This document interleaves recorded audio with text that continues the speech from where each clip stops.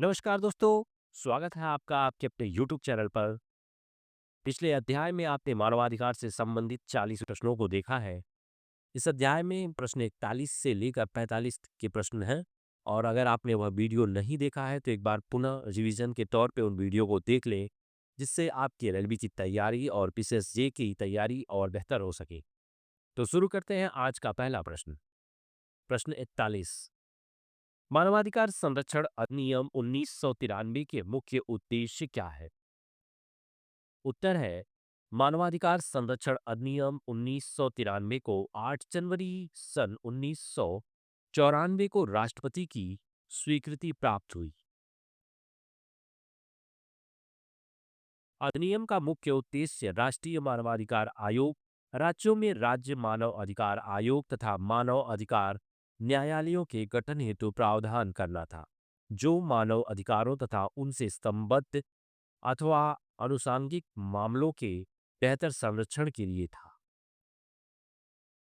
अधिनियम की धारा 2 घ मानवाधिकार को परिभाषित करते हुए कहती है कि मानवाधिकार से अभिप्राय संविधान द्वारा प्रतिभूत अर्थात गारंटीकृत तथा अंतर्राष्ट्रीय प्रसंविधाओं में सम्मिलित तथा भारत के न्यायालयों द्वारा प्रवर्तनीय व्यक्तियों के जीवन, स्वतंत्रता, समानता एवं गरिमा से है। इस अधिनियम से ऐसा प्रतीत होता है कि अधिनियम का मुख्य प्रयोजन मानवाधिकारों की अधिक अच्छी तरह से रक्षा करना है। अगला प्रश्न, संयुक्त राष्ट्र शैक्षणिक, वैज्ञानिक एवं सांस्कृतिक संगठन। उत्तर है संयुक्त राष्ट्र शैक्षणिक, वैज्ञानिक तथा सांस्कृतिक संगठन अर्थात यूनेस्को। यह संगठन 4 नवंबर 1946 से प्रारंभ हुआ। इसका संबंध संयुक्त राष्ट्र के साथ तब स्थापित हुआ जब दिसंबर 1946 में महासभा द्वारा इसके संविधान का समर्थन किया गया। संगठन का उद्देश्य न्याय के लिए, विधि के शासन के लिए तथा मानवाधिकारों के लिए और सभी की मूल स्वतंत्रताओं के लिए सार्वभौमिक सम्मान को बढ़ाने के लिए शिक्षा, विज्ञान तथा संस्कृति के माध्यम से राष्ट्रों के मध्य सहयोग में वृद्धि करके शांति तथा सुरक्षा में योगदान देना है। यह संगठन महासम्मेलन, अधिशासी परिषद तथा सचिवालय के माध्यम से कार्य करता है। इस संगठन के कार्यों के दो मुख्य पहलू हैं। सभी सदस्य राज्यों के समान हितों के लिए अस्थायी कार्य, जैसे सूचना तथा दस्तावेज की अदला बदली, अंतर्राष्ट्रीय गैर सरकारी संगठनों को सहयोग तथा अंतर्राष्ट्रीय उपसमियों की तैयारी और विशिष्ट राज्यों में विनिर्दिष्ट समस्याओं को निपटाने के लिए किया गया विशेष कार्य। यह योजना कार्य के 6 मुख्य क्षेत्रों शिक्षा, प्राकृतिक विज्ञान, सामाजिक तथा मानव विज्ञान, संस्कृति, जनसंचार तथा अंतर्राष्ट्रीय विनिमय में विभाजित हो जाता है। अगला प्रश्न, प्रश्न 43। भारत में मानवाधिकार के संदर्भ में राज्य के नीति निदेशक तत्वों के महत्व की व्याख्या कीजिए। उत्तर है भारत में मानवाधिकार के संदर्भ में राज्य के नीति निदेशक तत्व कुछ ऐसे अधिकार हैं जो मूल अधिकारों में न देकर राज्य के नीति निदेशक तत्वों में प्रतिपादित करते हैं, जैसे आर्थिक, सामाजिक और सांस्कृतिक अधिकार।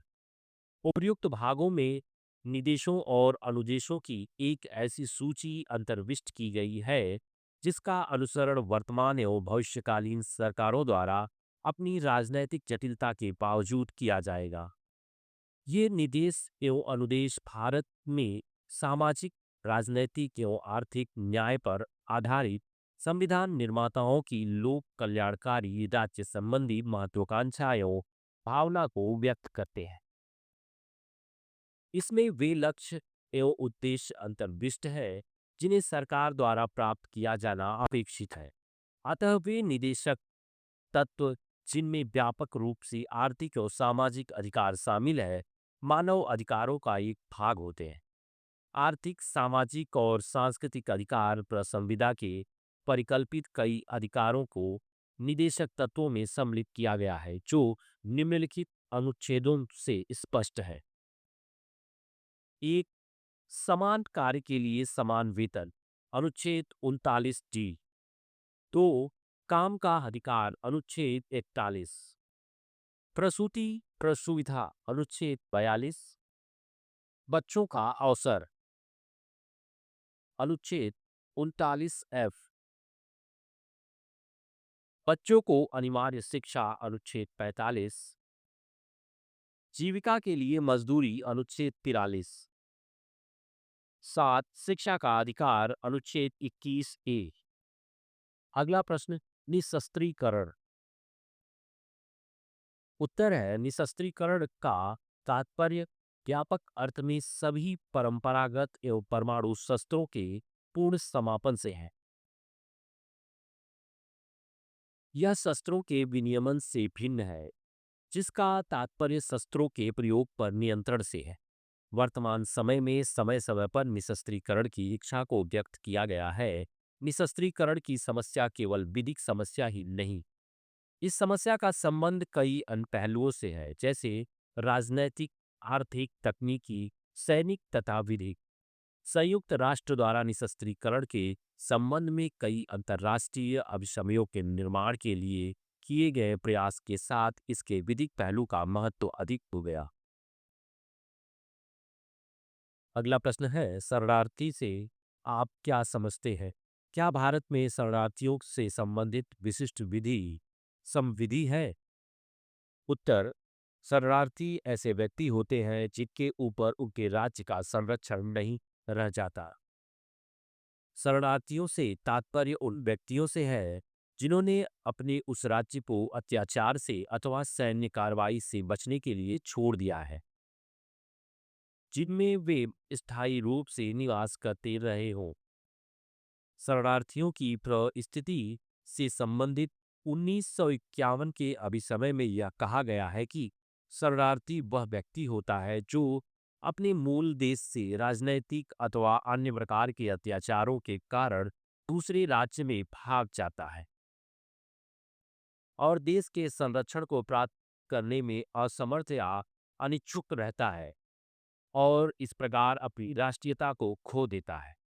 अधिनियम के अनुच्छेद 1 के अधीन शरणार्थी शब्द किसी ऐसे व्यक्ति पर लागू होगा जो मूलवंश, धर्म, राष्ट्रीयता, किसी विशिष्ट सामाजिक समूह अथवा राजनैतिक विचार की सदस्यता के कारण हत्या किए जाने सुस्थापित भय के कारण अपनी राष्ट्रीयता के देश के बाहर चला जाता है और इस प्रकार के भय के कारण उस देश के संरक्षण को प्राप्त करने में असमर्थ होता है, अथवा जो राष्ट्रीयता न होने के कारण अथवा इस प्रकार की घटनाओं के परिणाम स्वरूप अपने पहले के निवास स्थान के देश से बाहर रहने के कारण उस देश में लौटने में असमर्थ होता है या लौटना नहीं चाहता है। भारत ना तो 1951 के शरणार्थी अभिसमय का पक्षकार है और न ही 1967 के दयाचार का पक्षकार।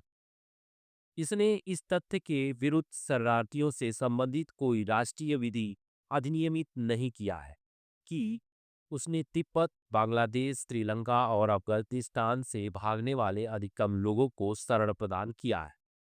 किसी भी विधि के अभाव में यह स्पष्ट नहीं है कि शरणार्थी को कौन सी विधिक स्थिति या अधिकार प्राप्त है। संविधान के भाग 3 के अधीन प्रत्याभूत मूल अधिकारों में से कुछ सभी व्यक्तियों को उपलब्ध होंगे और परिणाम स्वरूप वे शरणार्थियों को भी उपलब्ध है।